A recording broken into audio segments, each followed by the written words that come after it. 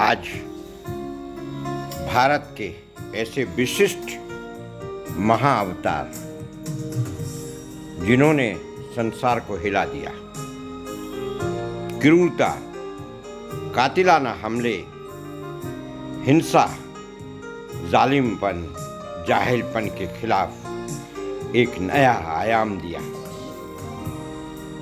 महात्मा बुद्ध,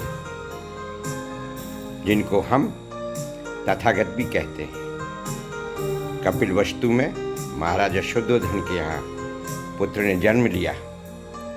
विलक्षण प्रतिभा के धनी, बचपन से ही दया के भरे हुए रहे। उन्होंने हमेशा ही इस बात का ध्यान रखा कि किसी की हिंसा ना हो। सबसे बड़ी बात ये रही कि उन्हें राजकाज सुहाया नहीं।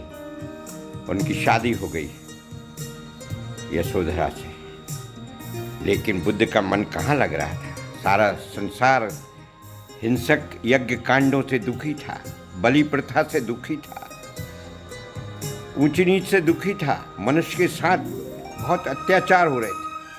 तब महात्मा बुद्ध ने आकर साफ कहा, हम ऐसे ईश्वर को स्वीकार नहीं कर सकते जो अपनी संतानों का वध करके और पुण्य समझता हो। हम ऐसे लोगों को स्वीकार नहीं कर सकते जो बगैर मेहनत के खाते हो। उन्हें श्रम करना होगा। हमें ऐसे अंधविश्वासों को, भाग्यवाद को स्वीकार नहीं कर सकते जो श्रम का शोषण करता हो।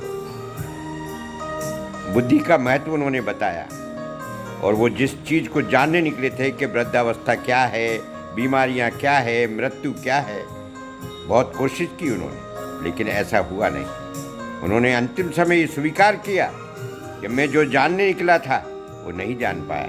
इसलिए मैं सबसे ये निवेदन करता हूँ कि अपने ज्ञान का उपयोग करें, ध्यान करें, मनन करें, चिंतन करें, निष्कर्ष निकालें और विवेक का सम्यक उपयोग करें और अपने जीवन को सफल करें।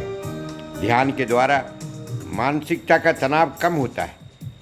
आइए, महान बुद्ध ने जो एशिया भर में अपने ज्ञान का लोहा मनवाया है, उसमें अशोक का योगदान बहुत रहा है। सम्राट अशोक ने जब हिंसा से बहुत दुखी होकर रास्ता ढूंढ रहे थे, तब बुद्ध धर्म उनके सामने आ गया और वो बुद्ध से प्रभावित ही नहीं हुए।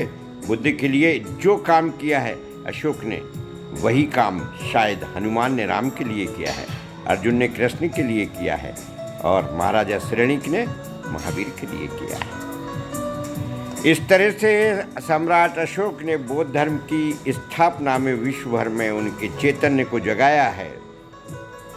महात्मा बुद्ध करुणा के पुंज थे।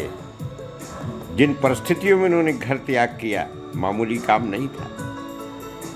उन्होंने ऐसे सन्यास को जन्म दिया जो विचार मंथन को प्रेरणा देता है।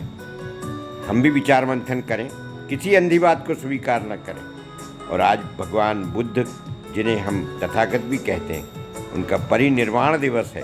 अर्थात वो आज हमसे शारीरिक रूप से विदा हुए थे, लेकिन हर घर में जहाँ भी समझ से काम लिया जाता है, विवेक से काम लिया जाता है, हिंसा के खिलाफ बात होती है, वहाँ बुद्ध बैठा हुआ है, हर घर में बैठा हुआ है। जो लोग समझदारी से काम कर रहे हैं, वहाँ बुद्ध है, सरस्वती है। यही तो सबसे बड़ी बात है।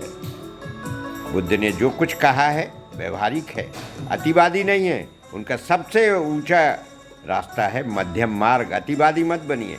अतिवादी बनने से सत्य दूर चला जाता है, प्रयोग कम हो जाता है, व्यवहार में नहीं उतरता। उन्होंने दबे कुचले समाज को सम्मोहन दिया, सहारा दिया।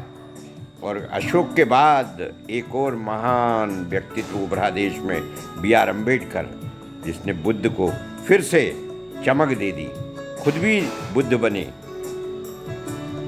कई लोग कहते हैं बुद्ध धर्म नास्तिक है।